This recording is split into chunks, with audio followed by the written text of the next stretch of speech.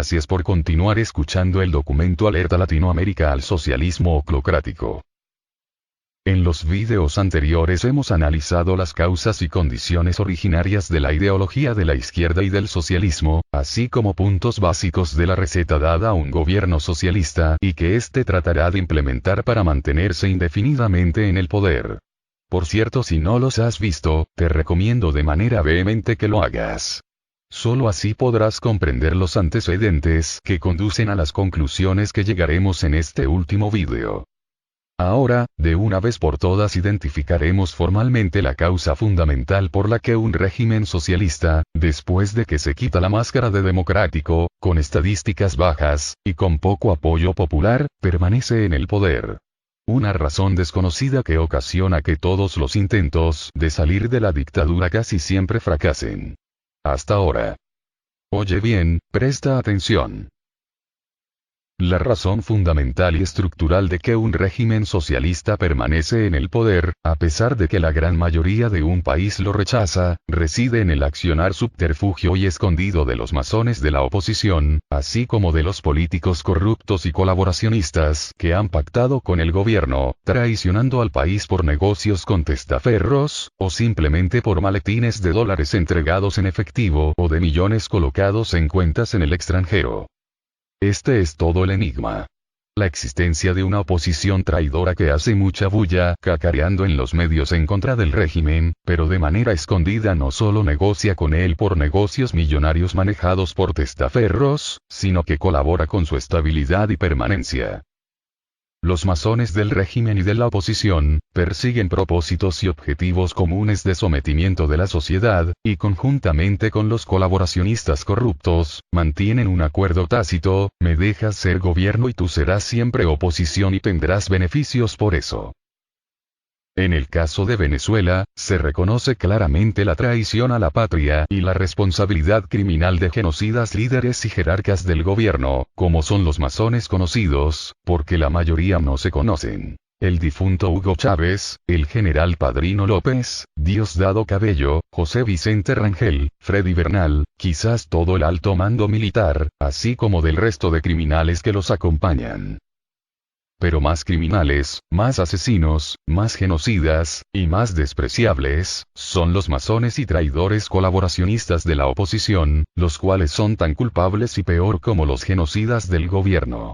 Ya que son doblemente traidores y han sido los causantes claves de que todas las protestas y conspiraciones que estuvieron a punto de triunfar, fueran desarticuladas y vencidas, y por lo tanto, son en consecuencia responsables de todos los muertos que de manera directa e indirecta, ha causado la tiranía durante y después de esos acontecimientos.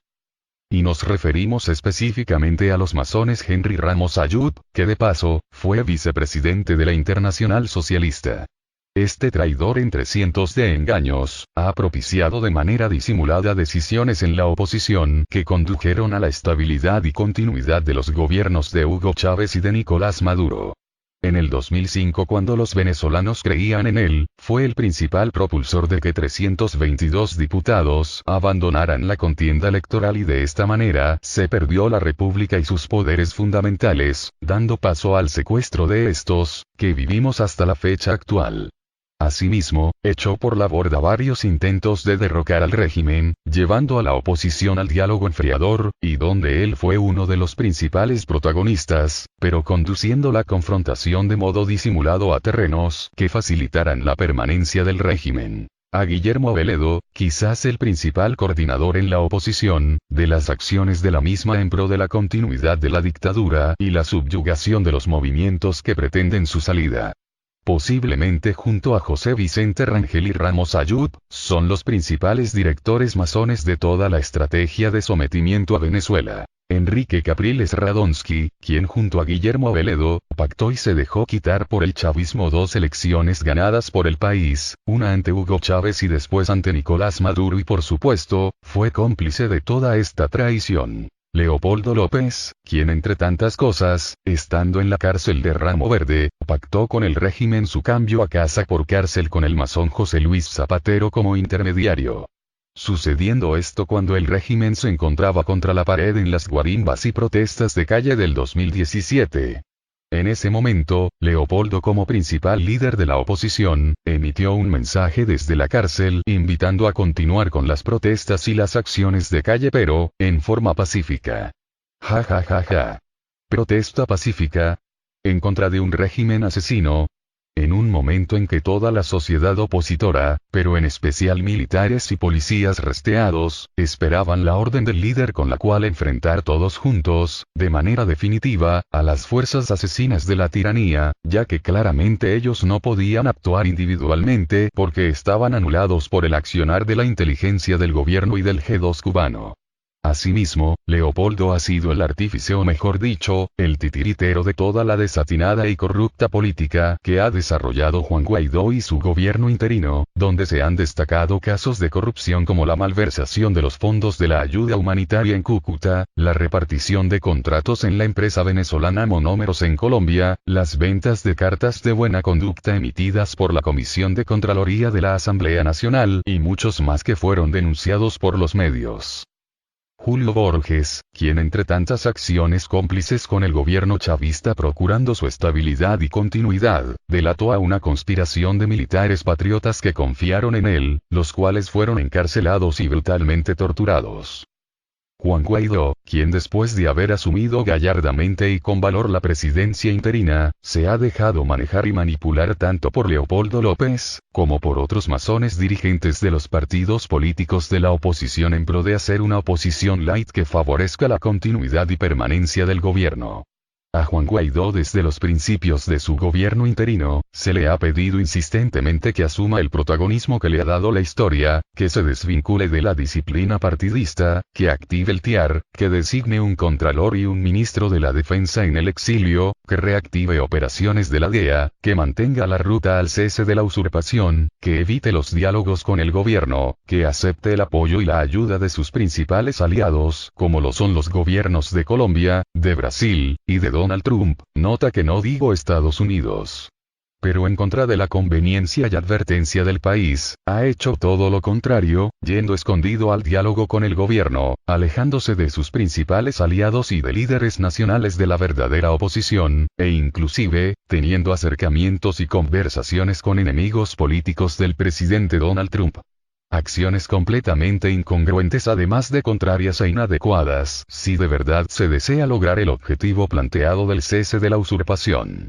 Asimismo, nombramos a los difuntos Teodoro Petkov y Pompeyo Márquez, a César Pérez Vivas, Enrique Mendoza, Henry Falcón, Luis Florido, Timoteo Zambrano, Roland Carreño, Manuel Rosales, Felipe Mújica, Claudio Fermín, Ricardo Sánchez, José Brito, Delsa Solórzano, Eduardo Fernández, Edgar Zambrano, Luis Vicente Díaz, Stalin González, Herman Escarrá, Óscar Ocariz, Luis Vicente León y muchos más que faltan por nombrar.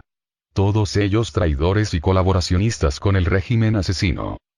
Hasta ahora, porque no va a seguir sucediendo, en todo el historial de protestas, conspiraciones, movimientos sociales y manifestaciones en contra de la dictadura venezolana, todas las acciones fueron anuladas por la traición encubierta de los masones de la oposición, acompañadas de la complicidad de políticos, periodistas y empresarios corruptos, masones o no, todos colaboracionistas, y que tienen negocios y pactos con el gobierno. Por lo tanto, podemos concluir terminantemente que, el factor clave de la continuidad de un régimen socialista oclocrático rechazado por su pueblo, es el accionar subterfugio y secreto de los masones y colaboracionistas de la oposición. Este es un punto clave y fundamental a tener en cuenta y que consecuentemente nos lleva a la siguiente interrogante. ¿Qué hubiera sucedido en Venezuela si esta oposición colaboracionista hubiera sido anulada de la manera que sea? ¿Qué hubiera sucedido en Venezuela si personajes como Henry Ramos Ayud, o Guillermo Veledo hubieran sido sacados del escenario político? No somos profetas para adivinar qué hubiera sucedido. Pero es indiscutible que si eso hubiera pasado, las cosas desde hace tiempo hubieran sido similares a como ocurrió en Bolivia. Pero lo más importante aún, es saber que si eso llega a suceder, serán similares. Serán similares. Los miles de muertos de la dictadura chavista en Venezuela, tienen dos grandes responsables, la tiranía propiamente dicha, y la oposición traidora y colaboracionista. Recuerda que en el universo todo es doble, y eso las élites lo saben.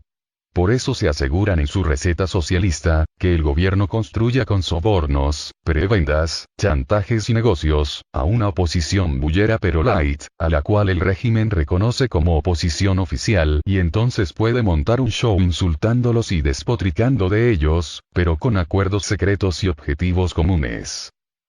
Si deseas saber más sobre la primera gran traición de la oposición venezolana, te invito a leer el libro ¿Cómo se perdió Venezuela?, de Robert Alonso. Abajo en la descripción, el enlace.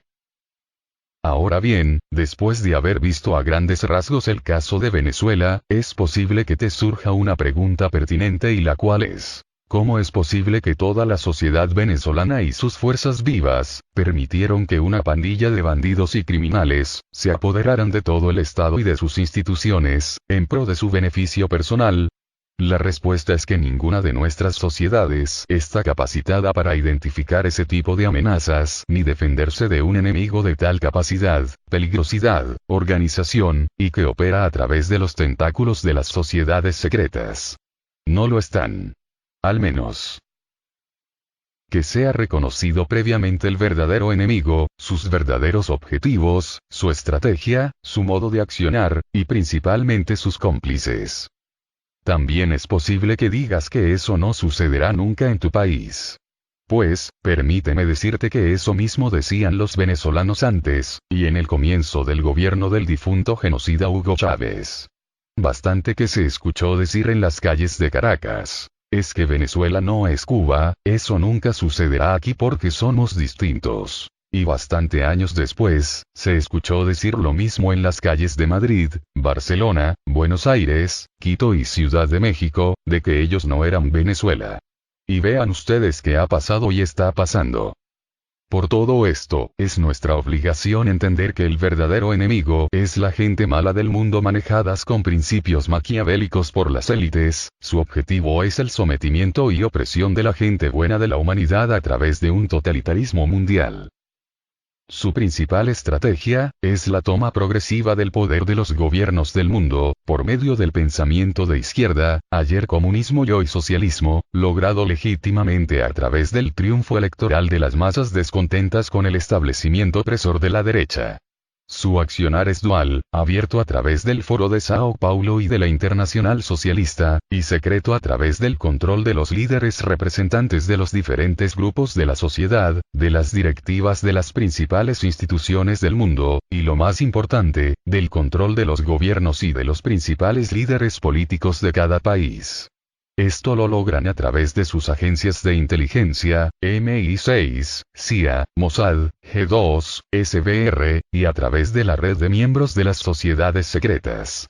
Y sus cómplices ejecutores, son los líderes políticos tanto de izquierda como de derecha, casi todos masones, pertenecientes a partidos políticos inscritos en la Internacional Socialista, que traicionen a sus pueblos. Por supuesto, son cómplices directos todos aquellos individuos, partidos, instituciones o grupos irregulares que participen en el Foro de Sao Paulo. Esto es evidente, las élites no pueden manejar las masas de manera individual, pero sí pueden influir en ellas psicológica y mentalmente, y por supuesto, pueden manejar a sus líderes. Expliquemos esto más técnicamente. Las masas no tienen gran poder ni capacidad de acción legal, excepto en los procesos electorales, en cambio sus líderes políticos que las representan, sí la tienen. Por lo que casi siempre son corrompidos debido a su pensamiento egoísta e individualista, y en su afán de obtener dinero y poder, aún en contra del perjuicio de las mayorías que representan. Esa es una de las trampas de la democracia representativa y del sistema de partidos políticos, porque al anular el representante de grandes colectivos, se anula legalmente la capacidad de accionar y el poder de decisión de esas colectividades.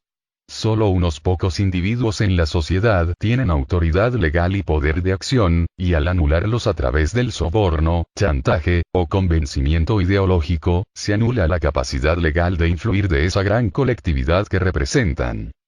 Esta ha sido la causa fundamental del control y sometimiento del pueblo de Venezuela. El control y complicidad de la oposición oficial, en contra de la anulación, asesinato, persecución y exilio de los verdaderos opositores al régimen. A continuación te invitamos a escuchar el extracto de una carta del genocida Fidel Castro a su colega Hugo Chávez en los inicios del gobierno de este último. Carta de Fidel Castro a Hugo Chávez. Sabemos, Hugo, que para lograr acabar con el imperialismo yanqui, tenemos que hacer las cosas bien. Los árabes ya están listos, Lula está trabajando en Brasil, y las FARC las has animado tú. El pueblo del poder está muy cerca, los pobres son mayoría y tienen poca memoria, inyéctales desesperanza y acusa al pasado y a la democracia de todos los males. Mantente en línea permanente con tu pueblo, identifícate con ellos, tu verbo es simple, eso les llega muy bien pues tiene la salsa que hace falta. Emociónalos. Tómalos en cuenta, aprende a manejar la ignorancia, el verbo debe ser encendido, de autoridad y poder. No te preocupes por los ricos y clase media, no son más que tu 80% de pobres los que necesitas. Los ricos salen corriendo si les haces buh. A los católicos les encantan las menciones de la Biblia o de Cristo, los católicos que son la mayoría en Venezuela, no hacen nada con rezar sin acciones que no van a llegar a ninguna parte. Son unos bobalicones.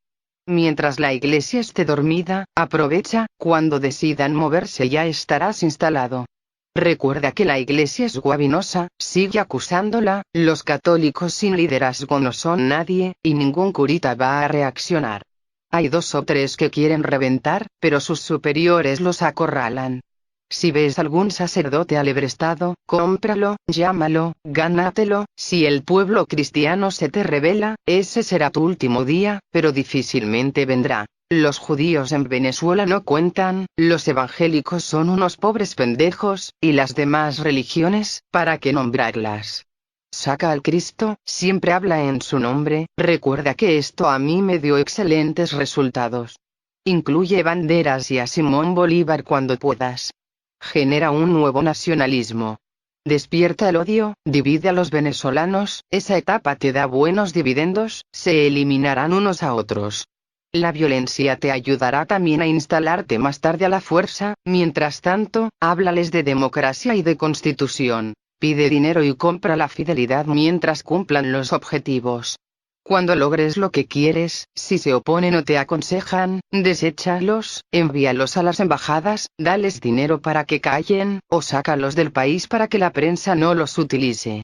Los que se opongan, siémbrales delitos, eso los descalifica para siempre.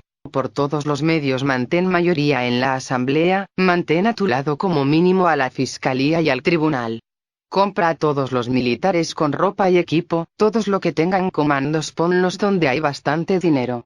Corrómpelos para lograr fidelidad, a unos de ellos ponlo en la petrolera para que logres el control militar. En las guarniciones centrales necesitas poner a tu gente, ofrece cursos para cambiar a los indecisos de los puestos clave. Si logras de 200 a 300 militares de alto rango con comando de tropas, eres indestructible. Si tienes dudas de algunos, ponlos a prueba, por ejemplo, con un golpe simulado, ahí salen todos los traidores y todos los fieles. Es necesario controlar los medios de producción del Estado. A los comerciantes les encanta el dinero, compra a los banqueros. A los grandes comerciantes y a los grandes constructores, dales contratos, trabajos y facilidades para esta primera etapa. Para la segunda etapa, tienes que haber formado comités de defensa de la revolución, llámalos bolivarianos. Haz trabajo comunitario con ellos para que se sientan agradecidos, págales para que sigan los lineamientos, marchas y concentraciones. De los comités, selecciona los más agresivos para una fuerza de choque armada que puedas necesitar si la cosa se pone difícil. Controla a la policía, destrúyela, ponla a tu disposición. En esta segunda etapa tienes que profundizar la misión de revolución, debes mencionar mucho la palabra revolución, eso emociona a los pobres. Aquí tienes que fracturar a la unión de trabajadores y de empresarios, para que no puedan hacer oposición. Tienes que lograr que los trabajadores estén afiliados a una central paralela, con dinero se logra. Igualmente tienes que armar una central de empresarios paralela. Ataca a los empresarios, acúsalos de hambreadores, fascistas, y particularmente, acúsalos de golpistas. Hazte el débil, la mente del hombre siempre se ubica con el más débil y con la justicia. Si no puedes comprarlos, cierra los medios de comunicación radial, impresos y las televisoras. Tu empresa de petróleo es la que produce el dinero del proyecto, crea una junta directiva revolucionaria, saca a los técnicos y acaba con esa llamada meritocracia. Si tienes todo en esta etapa, puedes seguir a la tercera. En la tercera etapa puedes violar la Constitución porque nadie te lo va a impedir, ordena allanamientos, siembra armas, drogas, dinero, acúsalos de espías o corruptos, desprestígialos. Recoge muchos periodistas, empresarios, líderes laborales, los demás escaparán del país o tomarán escarmiento. Reestructura el gabinete, aquí puedes deshacerte de tus colaboradores, a unos puedes premiarlos y a otros desecharlos, pues ya no hay oposición. Tienes que poner camaradas, establece el estado de excepción, suspende las garantías, lanza el toque de queda. Apúrate. Mira que el pueblo se te está poniendo bravo. Cierra todos los medios de comunicación, destituye alcaldes y gobernadores de la oposición, anuncia la reestructuración de todas las áreas del Estado, y la elaboración de una nueva constitución. Forma un consejo de gobierno con 500 miembros, en ese consejo asesor del gobierno estaré yo. Hay que fusilar a los opositores que no aprendan, esto es lo único que los silencia y es más económico. Nunca dejes que se organicen y conozcan tus intenciones, seremos respetados nuevamente por el marxismo-leninismo. Brasil, Ecuador, Venezuela y Cuba, a pasos indestructibles. Si veo que no tienes criadillas, recojo a toda mi gente, me la pueden matar los militares cuando se te alcen. Si no me haces caso, ve a ver qué haces. ¿Qué estás esperando, Hugo? Esta carta filtrada adrede a la calle por el G2 cubano, demuestra inequívocamente que el objetivo principal del marxismo-leninismo, del comunismo o del socialismo, es la toma del poder para el beneficio propio de sus dirigentes, nunca para el beneficio de los pobres ni de las masas proletariadas que aparentan defender. Esto también se ha demostrado a través de hechos reales en la vida, con el mismo Daniel Ortega y sus grandes negocios en Nicaragua, y los difuntos Fidel Castro y Hugo Chávez, quienes murieron siendo grandes millonarios, y todos sus hijos heredaron sus fortunas, pasando a ser grandes millonarios del mundo, viviendo y disfrutando del capitalismo que tanto criticaron hipócritamente. Y ni qué decir de los líderes chavistas en Venezuela, sandinistas en Nicaragua y la cúpula del Partido Socialista en Cuba. Adicionalmente, esta carta también corrobora lo que venimos denunciando a través de este documento, como lo es la receta puesta en práctica a través de la estrategia de chantaje, corrupción, manipulación maquiavélica, soborno y compra de conciencias, con la cual un régimen socialista se vale para dominar y someter a las fuerzas vivas de la sociedad y lentamente ir apoderándose de todo el Estado y de sus instancias públicas con objetivos claramente fascistas y totalitarios. Vuelve por favor a escuchar las siguientes frases de este genocida. Mantente en línea permanente con tu pueblo, identifícate con ellos, tu verbo es simple, eso les llega muy bien pues tiene la salsa que hace falta. Emociónalos. Tómalos en cuenta, aprende a manejar la ignorancia, el verbo debe ser encendido, de autoridad y poder.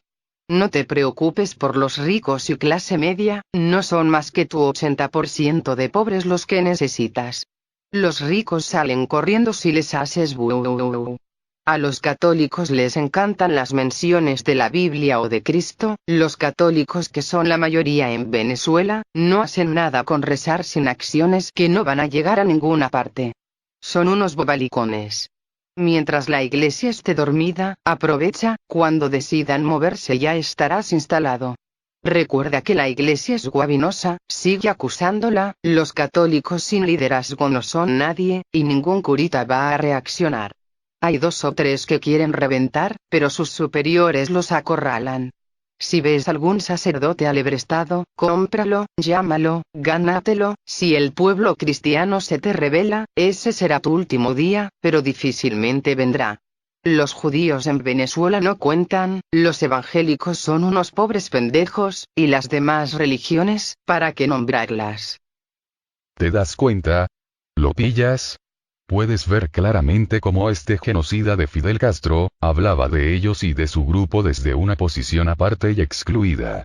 Y se refiere a su 80% de pobres no como un grupo de seres humanos al cual se le siente aprecio, sino como un algo que desprecia y que solo sirve como un instrumento útil para lograr sus objetivos, que es únicamente la toma del poder de los estados del continente, para implementar el socialismo fascista. Y ni qué decir del menosprecio y desdén en sus expresiones descalificadoras al hablar de otros grupos de la sociedad. ¿Es que acaso en esos 80% de pobres que les interesan, no hay católicos, judíos, curas o evangélicos? El que tenga ojos que vea, el que tenga oídos que escuche.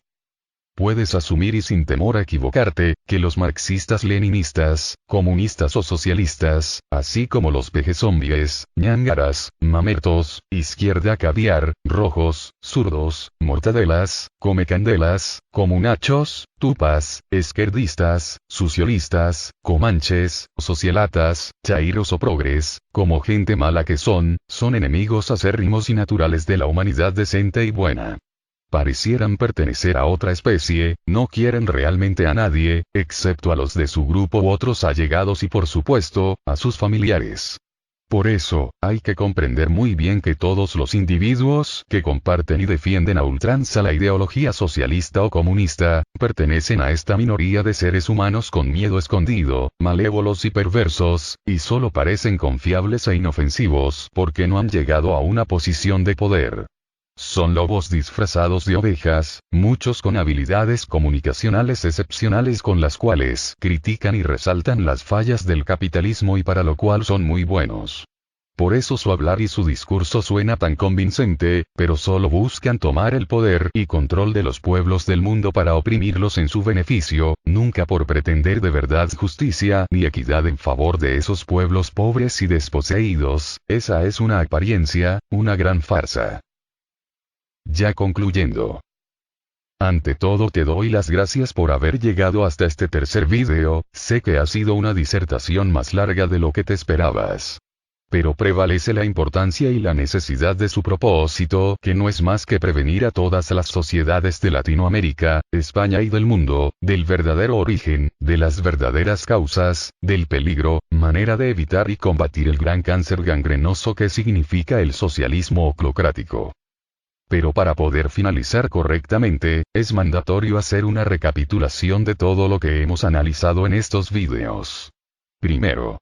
En el mundo hay seres humanos que son buenos, y otros que por naturaleza son malos, perversos, que no les importan sus semejantes, solo sus familiares y allegados. Muchos con tal de ellos y los suyos estar bien, llegan a convertirse en criminales, asesinos y hasta en genocidas. Todos ellos se proyectan y se venden ante la sociedad como buenos, porque saben que si se descubren sus intenciones y maneras de ser y pensar, serían rechazados. Segundo. Desde el principio de la humanidad, han existido sociedades secretas, y las mismas están conformadas por seres humanos buenos y seres humanos malos. Parte de sus objetivos son benévolos, altruistas y filantrópicos, pero estas sociedades también tienen propósitos y objetivos secretos conocidos solo por algunos miembros de alta jerarquía, y que están orientados al sometimiento y control de la humanidad, lo que implica imponer un orden fascista en el mundo. Tercero. En el planeta existen élites, tanto buenas como malas. Son una minoría que tradicionalmente poseen un altísimo grado de conocimiento y tecnología, y en el caso de las malas, se han encargado de manera subterfugia y continua, de someter y hacer miserable la vida de los seres humanos. Las élites malas en el presente, son las dueñas de las principales empresas de armamentos, farmacéuticas, petroleras, medios de comunicación, alimentos, entretenimiento y por supuesto, la banca. Desde los inicios de su existencia, han basado su dominio y control de la humanidad a través de los tentáculos de las sociedades secretas. Cuarto. A través de este accionar oculto con que logran el control de los partidos políticos, de los gobiernos y las principales instituciones del mundo, las élites malas han establecido y siguen estableciendo datos falsos y pensamientos falaces que como datos verdaderos la humanidad aprende y aplica, y de este modo, sustenta su pensar cotidiano y su toma de decisiones. Los datos falsos, aunque sean considerados verdaderos, conducen a conclusiones erradas, aun cuando éstas sean consideradas como correctas. Es consecuente y obvio que este tipo de conclusiones conducen a resultados negativos, incorrectos y desastrosos que atentan contra la supervivencia y bienestar de la humanidad, pero ésta no puede identificar sus causas y los asume como naturales. Quinto. Por estos datos falsos y condiciones establecidas en la sociedad de manera perversa, surge una gran porción de la humanidad que se percibe individual, desconectada y aislada, del gran todo y la gran raza que es y significa, la humanidad en este planeta. Lo que sustenta el pensar de las personas malas que tanto hemos venido hablando, y conduce además a que muchos individuos buenos, se comporten como seres humanos malos, y tomen decisiones egoístas y perjudiciales en contra de sus semejantes. Sexto. De que a través de este mismo accionar en la sociedad, las élites malas han establecido un pensamiento político falaz, basado en una dicotomía de izquierda y derecha, con posiciones rígidas a lo largo de ella, tales como centro-izquierda, izquierda, ultraizquierda, centro-derecha, derecha y ultraderecha. Cuando en el universo nada es absoluto y todo es relativo, por lo que el ser humano, ante las dualidades, debe fluir a través de ellas, comportándose dinámico y flexible en su posicionamiento según el contexto particular de cada caso.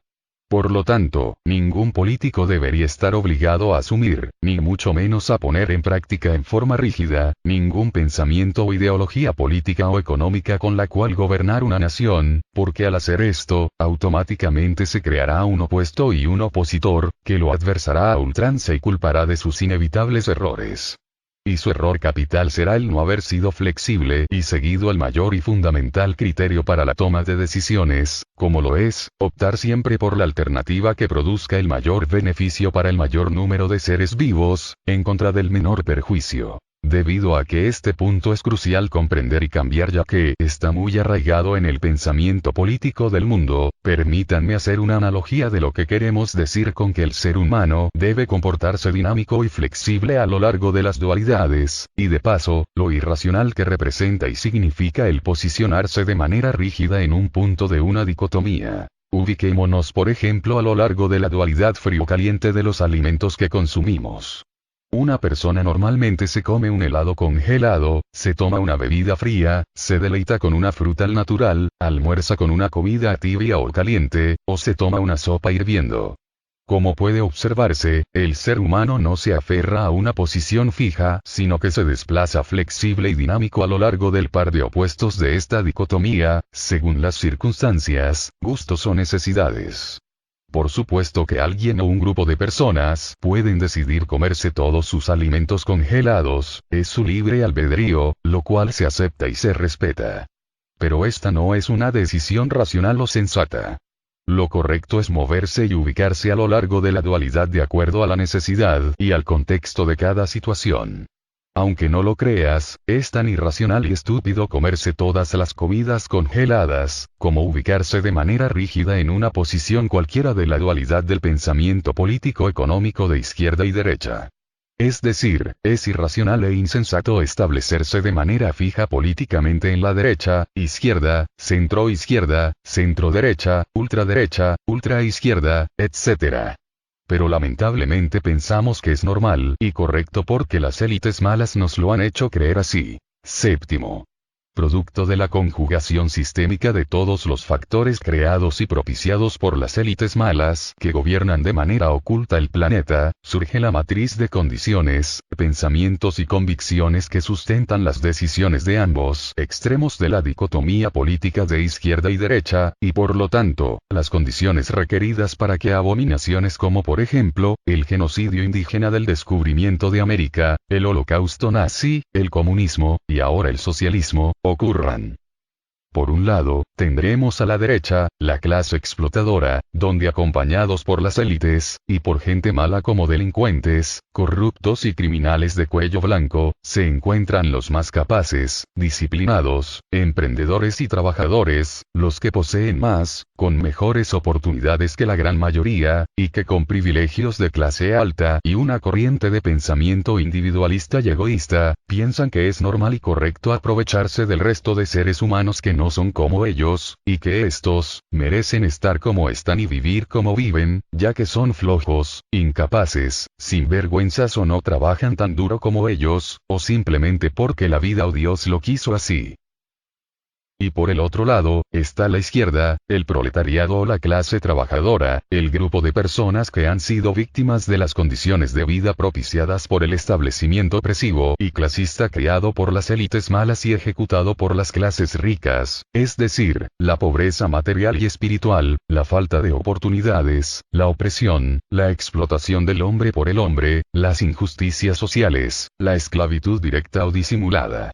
Aquí se encuentran los desposeídos, los pobres y oprimidos, marginados de la educación, aunados a los que por estas mismas razones u otras, deciden ser holgazanes, improductivos, deshonestos, delincuentes, irresponsables, y que piensan con razón y sin razón, que los ricos, los poderosos, las clases pudientes, son los causantes y responsables de su situación y de sus condiciones de vida. Esta es esencialmente la dicotomía establecida como básica en la sociedad por las élites malas en el planeta. Ya teniendo fresco y presente lo anterior, podemos presentar las principales conclusiones. Primero, las causas y orígenes del socialismo y de su predecesor, el comunismo, no son más que una conspiración creada y puesta en práctica a través de una agenda de acciones, pertenecientes a unas élites perversas muy antiguas, con objetivos concretos de opresión, dominación y sometimiento de la humanidad. La opresión y explotación de las mayorías por parte de las clases ricas y poderosas, genera el surgimiento de emociones y sentimientos de rechazo, odio y resentimiento hacia estas clases pudientes y que se consolidan y unifican en la izquierda. Todos los marginados, abusados, explotados, desposeídos, todos los que están en contra del avasallamiento del establecimiento comúnmente calificado como derecha, se identifican y se ubican de manera lógica y consecuente en su lado opuesto que es la izquierda. A todo lo anterior se adiciona el accionar escondido de las personas malas que se identifican naturalmente y por lo tanto se congracian y se asocian con los objetivos destructivos de la izquierda. El manifiesto comunista fue escrito por estas élites en Alemania para Karl Marx y Friedrich Engels, y posteriormente fue escoltado en tren militar hasta Moscú, todo financiado por la ciudad de Londres y Wall Street. Para mayor información, invitamos a leer El mayor secreto de David Icke, cuyo enlace aparece abajo en la descripción. Segundo, la simpatía de los seres humanos por la ideología de la izquierda, o el socialismo, surge y se fundamenta por dos factores. El primero, es la resonancia coincidente en los objetivos destructivos que tiene esta ideología con una minoría de seres humanos malévolos que sienten miedo y resentimiento escondido hacia sus semejantes exitosos, así como deseos ocultos de hacerle daño y oprimir al resto de la humanidad, y segundo y principal, por el rechazo a las condiciones de vida generadas por la opresión y los abusos de las clases ricas y poderosas en las grandes mayorías. Nunca porque bajo ninguna experiencia se haya demostrado cualidades y bondades positivas propias, pertenecientes a esta ideología. Entiéndase bien. Oído al tambor. El socialismo no funciona, y nunca funcionará. El socialismo es injustificable, la única justificación válida que tiene el pensamiento de izquierda, es la argumentación de sus seguidores basada en la opresión de la derecha y las fallas del capitalismo, en su fracaso por su incorrecto y corrupto proceder, como instrumento de dirección de los destinos de los pueblos del mundo. De resto, no existe un gobierno socialista exitoso sino al contrario, son ejemplos evidentes de la profundización de las carencias, abusos e injusticias que antes existían, y que como promesas de cambio, les sirvieron al socialismo como banderas para llegar al poder. Un gobierno socialista es sinónimo de Menos salud, menos educación, menos justicia, derechos y libertades, más hambre, más pobreza, más desigualdad, más corrupción, más crimen y delincuencia, más opresión, más desesperanza y más mortandad. Todo esto es lo que termina por significar un gobierno socialista oclocrático. Las protestas y manifestaciones en Chile y Colombia a finales del 2019 son un ejemplo patente de esta afirmación. Dos países donde el pacto social tampoco ha cumplido con las expectativas de vida de la mayoría de su población, víctimas de la opresión de la derecha. En el caso específico de Chile, con un gobierno de ultraderecha dirigido por masones, calificado como el milagro económico de Latinoamérica, después de las medidas neoliberales del masón Milton Friedman, cuya receta catalogada como de genocidio económico, crearon profundas desigualdades que han oprimido al 80% de la población. Chile, a pesar de tener uno de los sueldos mínimos más altos de Latinoamérica, y con indicadores económicos positivos, es un país con acentuadas desigualdades y con un altísimo costo de vida. Según reveló la última edición del informe Panorama Social de América Latina, elaborado por la Comisión Económica para América Latina y el Caribe, CEPAL. En 2017, el 1% más adinerado del país, se quedó con el 26,5% de la riqueza, mientras que el 50% de los hogares de menores ingresos, accedió solo al 2,1% de la riqueza neta del país. Por cierto, cabe destacar que esta receta de Friedman ha sido duramente criticada con evidencias demostradas por la periodista canadiense Naomi Klein en su libro, La doctrina del shock, cuyo enlace se muestra en la descripción abajo. En las protestas chilenas, se pueden observar claramente los efectos de las condiciones de la dicotomía impuestas por las élites. Por un lado, una minoría que a través del accionar de un gobierno de ultraderecha, oprime y crea unas condiciones de vida desiguales y muy duras para la gran mayoría chilena, con sistemas de salud y educación privados y altos costos de la vivienda, educación, transporte y servicios públicos.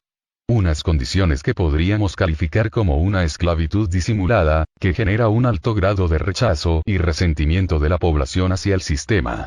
Y por el otro, la gran mayoría descontenta en contra del establecimiento, y entre ella, amparándose en el enojo justificado, un pequeño grupo malévolo, que odia y resiente de manera escondida de los individuos capaces y exitosos, y que a través de protestas vandálicas, buscan crear el caos para con la desestabilización, promover la llegada de una dictadura socialista constitucional, que a la final, es lo que las élites desean imponer, pero por vías democráticas. Creación de un opuesto y el surgimiento natural del otro. En el caso colombiano, podemos decir que es lo mismo, pero en un gradiente un poco más bajo que el chileno. Un gran país pero con una sociedad muy clasista y con muchas desigualdades. Eso a través de los años ha creado un gran resentimiento en su población de clase media y de bajos recursos que lamentablemente reventó con esas maneras negativas de expresión. Recordemos que el conflicto colombiano tiene varias décadas y este no surgió de gratis, sino por estas mismas razones de opresión de la derecha que hemos desglosado en este documento. Por lo tanto, oído al tambor. Si no disminuye la fuerza de la acción de la derecha, nunca, oye bien, nunca disminuirá la fuerza de reacción de la izquierda. No lo decimos nosotros, es la tercera ley de Newton. Esa reacción acumulada, la pueden ocultar y maquillar con elecciones y propaganda que dice que lo mejor es vivir en democracia, pero estará ahí, reprimida y dispuesta a explotar cuando tenga oportunidad, porque la energía no desaparece, sino que se transforma. Primera ley de termodinámica. Este es un mensaje directo al nuevo gobierno de Bolivia y cualquier post-gobierno restaurador de la democracia en los países hoy socialistas, que no basta con ser democráticos, constitucionales y de demostrar la gran corrupción, el apoyo al narcotráfico y el proceder criminal del gobierno socialista anterior, sino que es prioritario y de una vez por todas, crear las condiciones necesarias para mejorar la distribución de la riqueza y reducir las desigualdades y la pobreza de esas grandes mayorías marginadas. De lo contrario, más temprano que tarde, volverá la izquierda al poder y esta vez renovada, con la experiencia aprendida. Tercero. Los errores y fallas del capitalismo son consecuencia de la matriz de condiciones, pensamientos y convicciones producto de la conjugación sistémica de todos los datos falsos y factores creados y propiciados por las élites en la sociedad. El crecimiento económico producto del ejercicio grupal e individual del comercio y el libre mercado, es la base del crecimiento y del progreso de todas las sociedades del mundo. Además, todos los seres humanos somos diferentes y no podemos ser tratados todos iguales. Hay personas flojas y los hay trabajadores, hay responsables y hay irresponsables, hay honestos y los hay deshonestos. Solo debemos ser iguales ante la ley. El socialismo es autodestructivo al pretender tratar con los mismos privilegios tanto a la gente buena y trabajadora, como a los individuos improductivos y con bajas estadísticas. Por lo tanto, el capitalismo entendido como libre comercio y libertad económica, es el mejor camino para todos, solo hay que corregir sus errores e introducir los datos verdaderos en el pensamiento social, para que desaparezca la falacia y por supuesto, su mala praxis. Cuarto. Un gobierno socialista al llegar al poder se caracterizará por la implementación de una serie de acciones y medidas provenientes de una receta provista por las élites, con intenciones fascistas y totalitarias. Estas acciones en general, que irán acompañadas por unas cuantas medidas positivas y rimbombantes que satisfagan a sus seguidores, estarán enmarcadas en un propósito concreto y a largo plazo de destrucción del país, sometimiento de su población y perpetuidad en el poder. Por tal razón, es esperado e inevitable que a mediano plazo, gran parte de la población se rebele y se oponga en contra del gobierno tirano. Pero a pesar de que será una confrontación entre una mayoría que aboga por una causa justa y correcta en beneficio de todos y no de una parcialidad, en contra de un gobierno tirano, criminal y violador de derechos humanos, este tendrá una gran probabilidad de salir airoso y triunfante gracias a un solo factor. Este elemento crítico que de manera oculta, siempre facilitará la continuidad del régimen, no es más que la oposición colaboracionista. Por lo tanto, la razón fundamental y estructural de que una tiranía socialista permanezca en el poder, residirá siempre en el accionar secreto de los colaboracionistas masones de la oposición y de los políticos corruptos que han pactado y se benefician del gobierno. Este es una sentencia que no debemos olvidar y tener siempre presente si queremos combatir y salir de un gobierno socialista. Quinto. La herramienta eficaz con la cual el tirano y su régimen socialista lograrán salir airosos, en momentos que lo acorralen las demandas y protestas de las mayorías que desean su salida, es el diálogo. El diálogo funciona para el gobierno porque la mayoría de los interlocutores principales de la oposición, son masones o políticos corruptos, todos colaboracionistas, nunca los verdaderos opositores. El diálogo será un show caracterizado por un conjunto de exigencias de la oposición al gobierno, las cuales aunque importantes, no serán cruciales al verdadero problema como lo es su salida del poder. Asimismo, sus resultados también serán predecibles, la tiranía cede o aparenta ceder en algunos puntos y concesiones concretas a problemas inmediatos como la liberación de unos cuantos presos políticos, ir a elecciones, o en cualquier otro tema álgido, pero ellos continuarán gobernando. El punto clave es que mientras el diálogo ocurre, la calle se enfría, la población se frustra y se viene abajo emocionalmente, mientras que el gobierno y sus defensores se reacomodan, se reaprovisionan y cogen aire. Y siempre, siempre el acuerdo resultante implicará la continuidad o la cohabitación con la tiranía socialista. Y algo que sucederá y pasa desapercibido, será la permanencia de los colaboracionistas en la oposición, aunque el gobierno despotrique de ellos, los insulte o los amenace en su discurso. Y mientras la situación y las expectativas están candentes, ya que el gobierno está a la defensiva, otro punto significativo que se podrá observar es que, connotados líderes de opinión nacionales como internacionales, con credibilidad en la sociedad, algunos pertenecientes al clero, inclusive el mismo Papa, voceros del Departamento de Estado y de la Comunidad Europea, algunos empresarios, políticos con credibilidad, y sobre todo, periodistas aparentemente serios e imparciales, instituciones o grupos de colaboradores internacionales, todos abogarán directa o indirectamente por la conveniencia del diálogo, recomendando siempre una salida no violenta, pacífica, electoral, constitucional, interna y sin intervención foránea. Ja ja ja ja.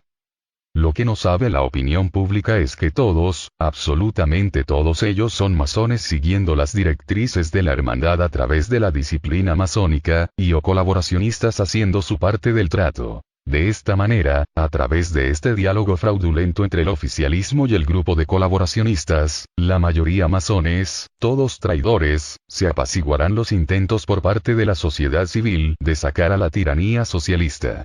Siempre con el discurso de la salida constitucional, no violenta, electoral y que nunca, nunca funcionará.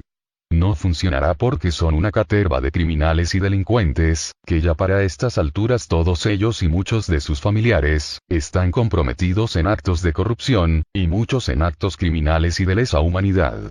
Y saben muy bien que si el gobierno cae, ellos y los suyos irán presos. Por eso mismo están dispuestos a todo, están dispuestos a matar, y matarán de manera inmisericordia a miles de inocentes con el objetivo de permanecer en el poder. Como tú puedes observar, nunca, nunca se podrá derrotar de manera pacífica y electoral, a una dictadura constitucional, ejercida por un grupo de criminales que están dispuestos a todo lo criminalmente imaginable, para mantener su supervivencia y la que implica por supuesto, no ceder el poder. Por todas estas razones, la salida nunca, nunca será pacífica, y nunca electoral y constitucional.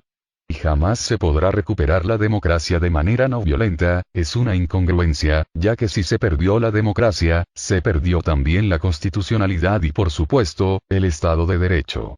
No esperes nunca que el gobierno entregará el poder después de unas elecciones, se tendrá que pelear duro por todos los medios, para hacer valer la voluntad de las mayorías y que no se imponga el fraude. Y esto siempre, siempre se tendrá que hacer a la fuerza. Como resumen de estas conclusiones, quiero dirigirme a ti específicamente que has estado viendo este documento a través de estos vídeos, a ti que posiblemente eres un ciudadano común, o posiblemente ejerces alguna autoridad o tienes alguna responsabilidad en la sociedad relacionada en mayor o menor proporción con el tema que estamos tratando. Me dirijo a ti de manera natural, de ser humano a ser humano, sin nacionalidad, sin investiduras de ningún tipo, sin raza, credo religioso o postura política. Lo que está sucediendo y estamos enfrentando con este auge y profundización de la izquierda socialista en España y Latinoamérica, no es una lucha entre pobres contra ricos, o un enfrentamiento entre la izquierda y la derecha, o entre dos ideologías político-económicas, no. Esa es una máscara, una pantalla, es la apariencia. Lo que realmente está sucediendo es la profundización y aceleración de un plan elaborado por gente mala muy poderosa, el cual implica la conscripción, unificación y consolidación en un solo bloque de toda la gente mala y perversa que por las razones que sean y que por ahora no vienen al caso, existen en la humanidad, con objetivos fascistas concretos, definidos y anunciados públicamente a través del Foro de Sao Paulo, para adueñarse de los gobiernos y estados del mundo, para perpetuarse en el poder y someter, oprimir y esclavizar al resto de seres humanos bajo miserables condiciones de vida, en pro de sus beneficios individuales y grupales. Esto es realmente lo que está sucediendo, esto no es mentira, una invención, suposición, un punto de vista, una teoría conspirativa, una quimera o ficción, no, esto es real, esto es verdad, y es tan dantesco que muchos no lo confrontamos y por lo tanto preferimos evadirlo. Pero nosotros como gente buena, estamos obligados a comprender y confrontar este hecho y estamos obligados a hacer algo que todavía no hemos hecho y es organizarnos formalmente para denunciar, dar a conocer esta realidad y combatirla, porque el triunfo de esta gente significará quizás la perdición para siempre, de la libertad y de todo lo positivo que como seres humanos significamos, tanto de nosotros como de todas nuestras generaciones futuras y muy probablemente, la pérdida para siempre de toda la civilización. Solo imagina por un momento que todos los países del mundo sean similares a Cuba y Venezuela. Imagina un mundo donde todas las instituciones estén en manos de gente como los Castro o los chavistas. Donde no tengas a quien acudir cuando esta gente mala invistiendo alguna autoridad, abuse de ti o de tu familia o de tus propiedades. Posiblemente tu país por ahora está lejos de estas condiciones, o quizás está muy cerca como lo están México y Argentina. Lo cierto es que estés donde estés, es tu responsabilidad como ser humano hacer algo, así sea compartir y recomendar estos videos, porque el no hacer nada, evadirlo o pensar que no tiene nada que ver contigo, no te exime ni te libra de las consecuencias. La vida, a pesar de lo que creas, no es una sola, y por los momentos no tenemos otro lugar a donde ir que no sea este planeta. Así que por favor piensa seriamente en todo esto que acabas de ver, compréndelo y proponte hacer algo al respecto proporcional a tus posibilidades, a tus capacidades, a alguna autoridad que investes en la sociedad o simplemente al grado de responsabilidad que sientes sobre esto. No se puede finalizar este documento de alerta, sin antes ofrecer alternativas para combatir este cáncer gangrenoso que representa el socialismo oclocrático. Ya hemos conocido al verdadero enemigo, sus verdaderos objetivos, su estrategia, su modo de accionar, y sus cómplices. Contra las élites no podemos hacer nada, son demasiado poderosas, y es más, la idea es ni siquiera nombrarlas. Contra el gobierno por supuesto que hay que hacer todo lo que se pueda contra él, tratar de ganar elecciones, impugnar los fraudes, continuar denunciando internacionalmente, salir a la calle y protestar, etc. Pero contra su estrategia y sus cómplices, y en contra de la mentira que representan. Sí podemos hacer mucho más. Definitivamente sí podemos. Lo primero que tenemos que entender es que, nunca existirá una salida pacífica. No se puede esperar que una banda de criminales entregue un gobierno cuya permanencia garantiza la libertad y el bienestar tanto de ellos como de muchos de sus familiares. No se puede esperar que una dictadura entregue el poder después de elecciones, o por medio de cualquier otra vía constitucional. Es un disparate. Todo el poder del Estado está en manos de un gobierno criminal, especialmente el órgano electoral. Y ante el reclamo de la falta de constitucionalidad, la oposición oficial pero colaboracionista, y que son quienes realmente pueden hacer algo, ocupan su tiempo en acciones opositoras banales, impidiendo o evadiendo cualquier acción efectiva por parte de las fuerzas vivas de la sociedad, en contra de la continuidad del gobierno. Entonces, ¿qué hacer en contra de esta hidra de Lerna? De este monstruo de múltiples cabezas. Por supuesto que el socialismo como una enfermedad, lo mejor que se puede hacer es prevenirlo, y esta responsabilidad recae en el lado opuesto de las clases oprimidas, concretamente en la clase pudiente de la sociedad, o lo que es lo mismo, a la tradicional clase explotadora. Nunca existirá el socialismo, si no hay opresión. Se acaba la fuerza, se acaba la reacción. Esto es ley. Es el deber de este sector no seguir el juego a las élites y cambiar sus paradigmas de pensamiento con que rigen su accionar, y entender ya que somos una raza en un planeta y que la supervivencia y el bienestar de uno, implica la supervivencia y el bienestar de todos. Si esta minoría continúa actuando de manera tradicional con su conducta egoísta, oprimiendo y aprovechándose de las mayorías, continuarán siendo instrumento de las élites al crear las condiciones que causan el surgimiento del socialismo, o cualquier ismo, que les pasará factura por su incorrecto proceder. Por lo tanto, lo primero que debemos comprender es la manipulación de la que somos todos víctimas por parte de las élites malas. Asimismo, se deben crear las condiciones y mecanismos para que de verdad, de manera ética, proporcional y de acuerdo al esfuerzo y merecimiento de cada quien, preferiblemente sin regalar nada, se incrementen las oportunidades y el acceso al progreso y la educación por parte de las mayorías desposeídas para que se reduzcan las desigualdades. Por cierto, aprovecho el inciso para enfatizar de nuevo estas recomendaciones al nuevo gobierno de la derecha en Bolivia. De lo contrario, continuarán ocurriendo todos los fenómenos sociales descritos en este documento, y más temprano que tarde, volverá a surgir un líder popular que capitalice el rencor de los oprimidos y sus deseos de justicia, y se repita la historia. Ahora bien, a pesar de lo complejo de la situación, existen alternativas en contra que se pueden asumir. No fáciles, cierto. Pero no tan difíciles, como vivir el resto de nuestras vidas bajo el yugo de un socialismo oclocrático, y dejarles esa herencia a nuestros hijos. Lo primero que tenemos que entender es que existen dos cabezas de ese monstruo, cuyas anulaciones son letales para él, y que debilitan al resto. Una, es abolir la voluntad o decisión de obediencia por parte de sus seguidores y simpatizantes. No existe ningún líder si no existe la disponibilidad de obedecer por parte de quienes lo siguen. Esta estrategia fue creada por el Dr. Gene Sharp, profesor e investigador del Instituto Albert Einstein de Boston, Massachusetts, cuyos postulados principales están recogidos en su libro De la dictadura a la democracia, y que han sido aplicados en varios países del mundo, como en Serbia, asesorando directamente al movimiento Otpor, que sacó del poder al carnicero de los Balcanes, Slobo Milosevic. Así como en Georgia, Ucrania, Bielorrusia, Kirguistán, Lituania y Estonia, entre otros. El argumento clave del Dr. Sharp es que el poder no es monolítico. Eso significa que no deriva de una cualidad intrínseca de aquellos individuos que están en el mando, sino que el poder político, el poder de cualquier Estado, independientemente de su estructura y organización, deriva de los individuos de ese Estado, y en su voluntad para obedecer. La estrategia de modo general implica concientizar entre la ciudadanía y principalmente entre los seguidores del régimen, todo lo negativo, ilegal e inconstitucional del gobierno, de manera de reducir su apoyo popular. Segundo, realizar masivas acciones pacíficas que demuestren indirectamente que la gran mayoría de la población está en contra del gobierno y que no le obedecen.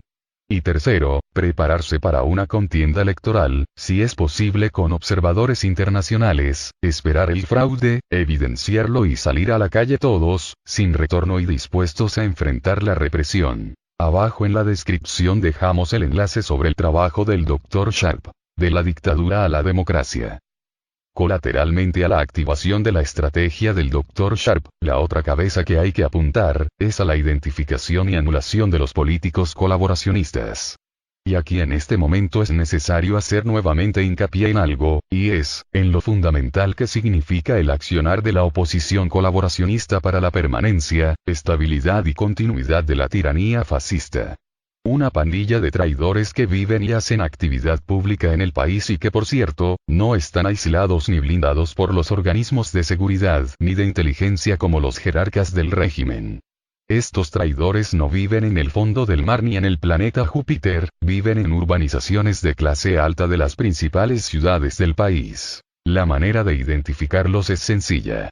Todo aquel político, empresario, periodista, que de manera disimulada y continua, justifique directa o indirectamente las violaciones de la Constitución y de derechos humanos, que ante disyuntivas sobre el gobierno, proponga alternativas o salidas que sugieran la permanencia, cohabitación o continuidad en el poder del régimen asesino, es un traidor colaboracionista, y merece ser tratado como tal. ¿Cómo merece ser tratado? Pues como lo que es, como un traidor. ¿Te imaginas en la Segunda Guerra Mundial cuando los alemanes invadieron a Francia, que la resistencia francesa hubiera dialogado y cohabitado con los alemanes invasores? ¿O que hubieran perdonado y no tratado como traidores a los políticos franceses que sí lo hicieron y cohabitaron o colaboraron con los alemanes?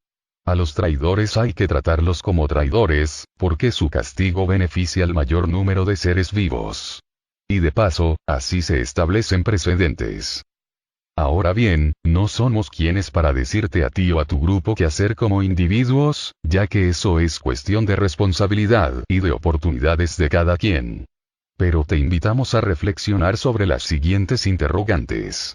¿Qué pasaría si se elimina la influencia de los políticos colaboracionistas en la acción opositora? ¿O qué pasaría si a esta oposición colaboracionista se les presiona y chantajea a través de amenazas a ellos y a sus familiares y se ven obligados a renunciar a la oposición oficial o irse del país? Y en el caso concreto de Venezuela, ¿qué hubiera sucedido en las protestas cuando se acorraló al régimen, si se hubiera por lo menos eliminado la influencia de traidores colaboracionistas como Henry Ramos Ayub, o Guillermo Veledo? Piensa. Soy consciente de que es duro y crudo decir esto, pero estamos hablando de la supervivencia de millones de seres humanos y de sus futuras generaciones, en contra del bienestar injusto e inmoral de unos pocos, que no les importa el daño y el prejuicio tuyo, ni de los tuyos, ni del resto de sus paisanos. Por lo tanto, oído al tambor. A los militares y policías patriotas que estén decididos a cumplir con su deber con su patria y a hacer algo al respecto. Tengan en cuenta lo siguiente. Los blancos más letales en contra de la tiranía son sus socios traidores colaboracionistas de la oposición. Repito. Los blancos más letales en contra de la tiranía, son sus socios traidores colaboracionistas de la oposición. Y hablando de grupos de policías y militares patriotas que están dispuestos a actuar y que piensan asumir responsabilidad por su patria y por sus hermanos, olvídense de protagonismos en las redes sociales, y confabulaciones con la participación de políticos de la oposición. La mayoría de los políticos, no todos, pero sí la gran mayoría, se mueven por motivos materialistas que están orientados a la consecución de poder y dinero. Asimismo, tienen arraigada en su psiquis la práctica del diálogo y del pacto con sus oponentes, ya que estos normalmente buscan lo mismo que ellos. Por eso los políticos no tienen las bolas suficientes para sacrificarse y acompañar la decisión de ustedes. Y de los que se pudieran confiar, están profundamente infiltrados e intervenidos por los organismos de inteligencia del régimen y es un riesgo contactarlos. Así que no es para nada sano participarles, o buscar apoyo en ese sector para una acción en contra de la tiranía. Actúen por su cuenta. En Venezuela, todas las intentonas y conspiraciones, se perdieron por causa de la traición de los políticos colaboracionistas, ya sea porque delataron, o porque obstruyeron las acciones de la sociedad y posteriormente aceptaron el tradicional llamado al diálogo de la tiranía cuando estaba acorralada, o por ambas cosas. Por lo tanto, en la medida en lo posible, actúen de manera individual, sin reclamar autoría ni esperar admiración ni aprobación de nadie. Solo recuerden y tengan presente que Dios está siempre en contra de la maldad y lo nocivo que perjudique a sus hijos buenos, por lo tanto Dios está con ustedes. En cuanto a qué hacer con respecto a ese pequeño porcentaje de gente mala y perversa que siente rencor y resentimiento hacia la sociedad, y se aprovecha de las justas, valiosas y necesarias protestas reivindicativas de la población hacia sus gobiernos ineficientes, para realizar acciones destructivas y vandálicas en contra de la gente decente y trabajadora, así como en contra de sus comercios y la infraestructura de la ciudad? Responde esta pregunta. ¿Qué merece alguien que llega a tu casa y empieza a destruir todos tus muebles y a robarte tus pertenencias, que con tanto esfuerzo has logrado? ¿Qué merece? Pues, eso mismo merecen estos delincuentes. Pero esa responsabilidad recae por un lado, en la policía y en los organismos de seguridad, y por el otro, en las acciones de justicia colectivas de la población, que por su cuenta ejerzan en contra de estos individuos. Hablando sin rodeos, que la misma sociedad los agarren y les den su merecido. ¿Suena duro? Lo es. Y por supuesto que no es lo mejor. Pero sí es lo adecuado y lo correcto. Estamos hablando de la supervivencia de millones de seres humanos y de sus futuras generaciones, en contra del bienestar injusto e inmoral de unos pocos que no les importa el daño y el prejuicio del resto de sus paisanos. En relación a esta situación, se pudiera decir que a Latinoamérica le ha salido bien caro hacerse la vista gorda con lo sucedido en Venezuela, pero aquí sabemos que esta inacción, esta blandenguería y esta pasividad, es estrategia de las élites a través de sus presidentes masones para dejar correr las protestas y que reine el caos y justificar la toma del poder de la izquierda. Y para terminar, a los venezolanos. Les repito lo anteriormente dicho, los traidores de la oposición colaboracionista no son desconocidos ni viven en Júpiter ni en el fondo del mar. Tampoco lo hacen los líderes y miembros de los colectivos asesinos. Todos ustedes saben quiénes son. Y a los políticos de la verdadera oposición, les invito a responder a esta pregunta figurativa. ¿Cómo calificarían a un individuo que sabiendo que está enfermo del hígado, toma medicamentos para el corazón, porque esos son de los que dispone? La respondieron. Entonces respondan esta otra. ¿Cómo pueden ustedes seguir haciendo política tradicional en el escenario actual? Hacerlo no solo es ineptitud e incompetencia sino que legitima la tiranía, y es tan mortal como no denunciar la corrupción en la oposición porque afecta a la unidad. Ustedes no están lidiando en un problema político tradicional con políticos tradicionales, ustedes están confrontando a unos criminales genocidas que se han apoderado del aparato del Estado y que están amparados por una mafia internacional muy poderosa, para actuar en una constitucionalidad aparente. Y de paso, están rodeados de colaboracionistas traidores que sabotean y apoyan la continuidad de la tiranía. El problema de Venezuela es que está invadida y controlada por una nación extranjera con la colaboración de traidores internos, unos que son actores directos y otros que aparentan estar en contra del sometimiento y colaboran de manera secreta. El problema es una invasión cubana que controla todo y que no llegó a través de un desembarco posterior a un ablandamiento de costas, sino que llegó por la puerta grande y se les entregó el país en bandeja de oro.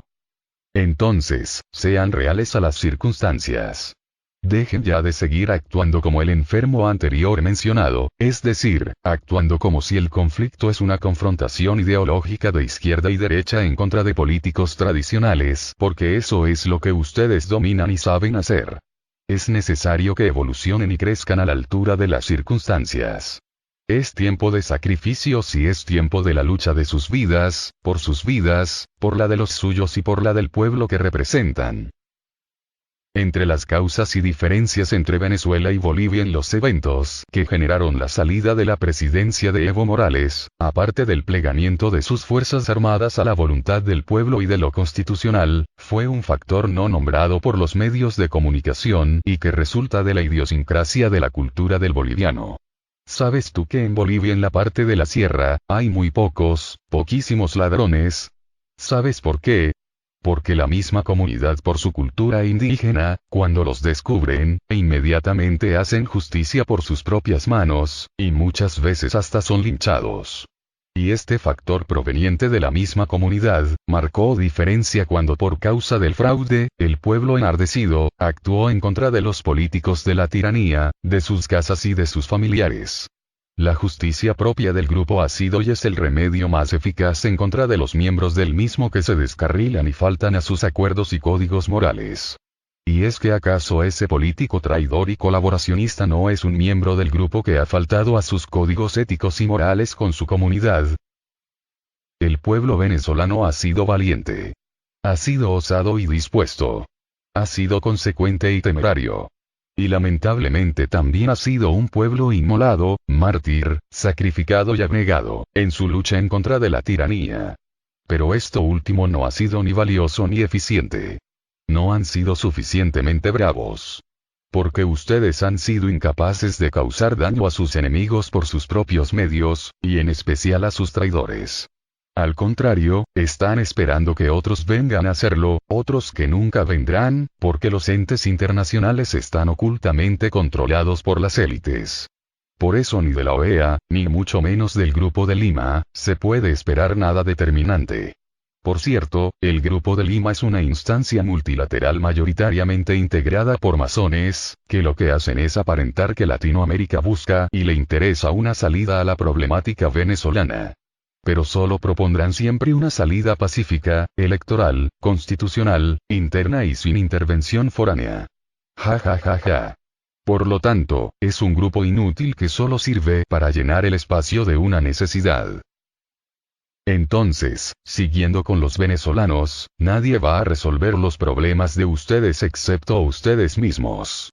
No esperen ni a los cascos azules de la ONU, ni el TIAR, ni de una intervención de los Estados Unidos que vaya a su país a eliminar a los criminales chavistas y a los traidores militares, porque eso nunca va a suceder. Eso lo tienen que hacer ustedes. Y con respecto a las sanciones económicas impuestas al gobierno, lo que realmente hacen aparte de hacer más dura la vida de ustedes como población, es acorralar a los jerarcas del gobierno y darle un mensaje de que la única alternativa que tienen es hacer bien lo que están haciendo, porque si no lo hacen, si caen, si entregan el gobierno, van todos presos. Y aunque es cierto que su pueblo no es custodio de las armas de su nación y no pueden ir en contra de los traidores militares, sí pueden presionar a los políticos colaboracionistas. Eso sí pueden hacerlo. Y recuerden, es correcto hacerlo. Porque son traidores a la patria y porque es una acción que beneficia a la mayor cantidad de seres vivos, en contra de una minoría criminal que colabora clandestinamente para la permanencia y continuidad de un gobierno genocida. ¿Cuántos muertos directos e indirectos ocasiona la tiranía por cada año de su permanencia en el poder? Tomen en cuenta que un enfrentamiento decisivo solo generaría una minúscula fracción de ese total exponencial y que cada año se incrementa. Muchas gracias por haber llegado al final. Cuando la tiranía se hace ley, la rebelión es un derecho. Simón Bolívar. En tiempos de engaño universal, decir la verdad se convierte en un acto revolucionario. George Orwell. Invitado, don Oscar Llanes, bienvenido Oscar. Muchas gracias, ilustre. Oscar, aquí hay dos cosas para analizar el tema de la decisión del TSJ. Una, que como lo dijimos, nos eleva a la categoría de crimen, cosa que es una gran hazaña, pues un gran asset en este régimen. Y por otro lado, también demuestra la debilidad del TSJ, porque dígame usted, como avesado humorista, si no les da como pena, pobrecito, como lástima. Eso es como uno se siente como un Mazinger que una hormiguita le quiere hacer daño. Sí. Bueno, porque ocurre una cosa. Primero que todo hay que establecer que este es un gobierno muy peculiar, porque es un desgobierno de malandros, ¿verdad? Con un trastornado mental como jefe de esa pandilla. Claro. Esa es la primera realidad. Entonces ese tipo de gente no puede entender el humor. Claro. Porque no tiene la capacidad para entender el humor, ni tampoco para refutar con humor. Definitivamente. Entonces, lógicamente, el objetivo es ir como una araña mona perversa, tejiendo una red que de pronto, si nos descuidamos, nos vamos a encontrar presos, no del hilo constitucional, sino del mecate constitucional. Lo que significa que ya tendremos que llamar a María, porque aquí se está instaurando una dictadura con bases constitucionales. Definitivamente. Definitivamente. Sí, ante la cual no se podrá hacer nada porque todo está escrito en la Constitución. Porque todo está escrito y es constitucional. Por ejemplo, fíjate que ya ahora es legal y constitucional, ¿verdad? La censura previa. Claro, claro. Ahora es legal y constitucional también que es un delito criticar a los funcionarios del Estado. Exactamente. Entonces, ante una situación como esta, el mejor chiste que se puede hacer es advertir que este no es un régimen democrático, que no estamos en un escenario democrático, porque hay mucha gente, Orlando, que es ingenua, cree todavía que se está combatiendo a un sistema democrático imperfecto o que no nos gusta. No.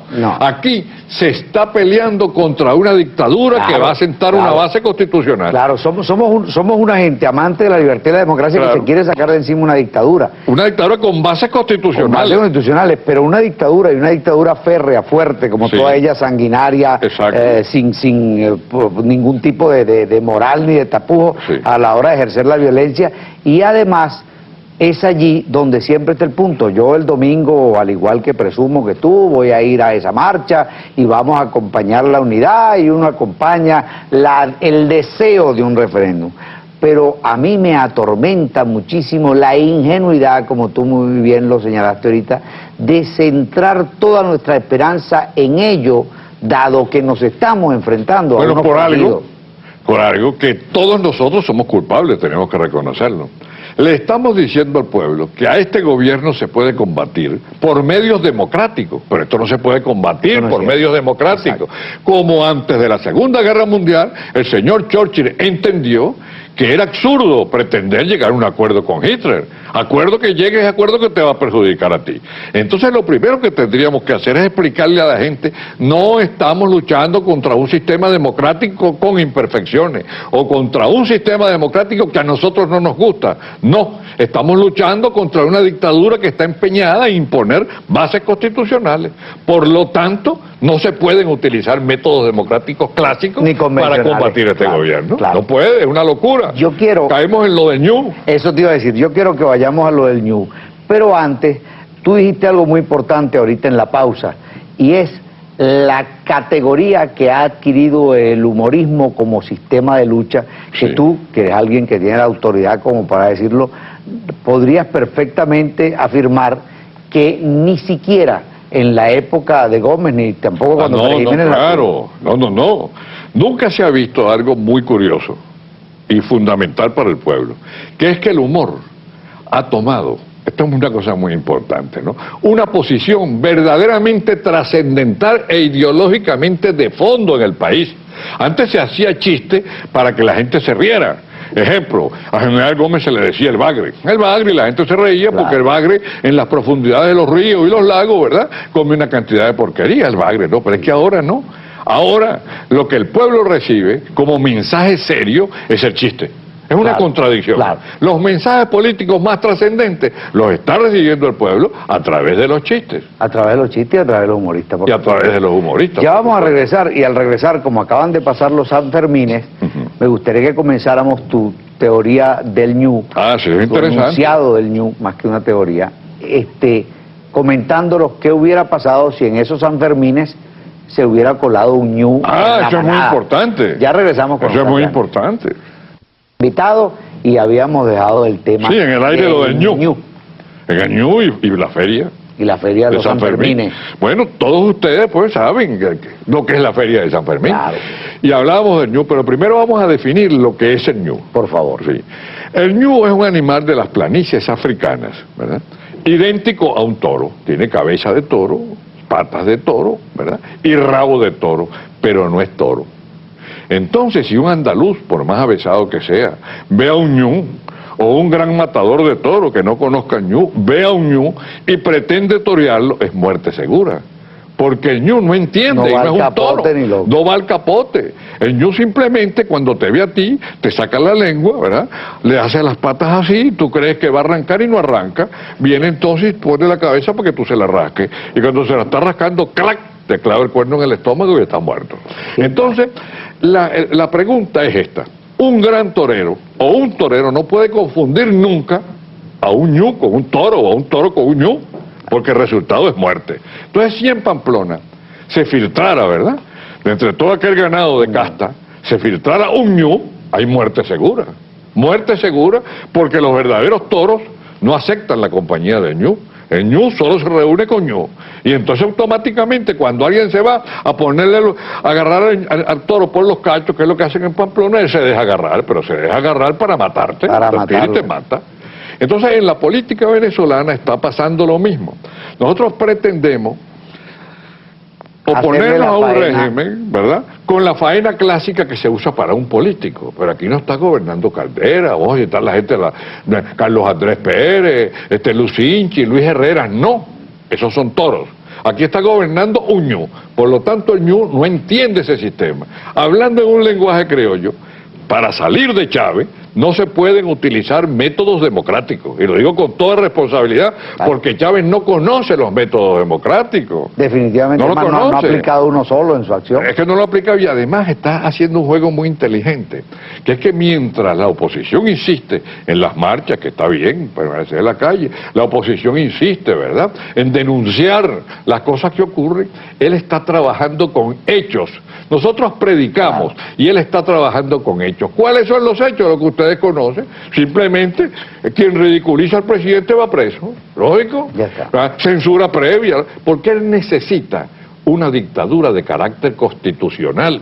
Y si nosotros nos ponemos a pensar que la posición internacional va a sacar a Chávez del poder, estamos equivocados. Eso es un sueño. Bueno, es observa, un sueño de toro. Sí, observa lo que acaba de pasar con lo del Tribunal Supremo de Justicia. La OEA lamenta. Nosotros no queremos que nadie lamente nada. Lo que queremos es salir de Chávez. Aquí nosotros. Claro. Entonces,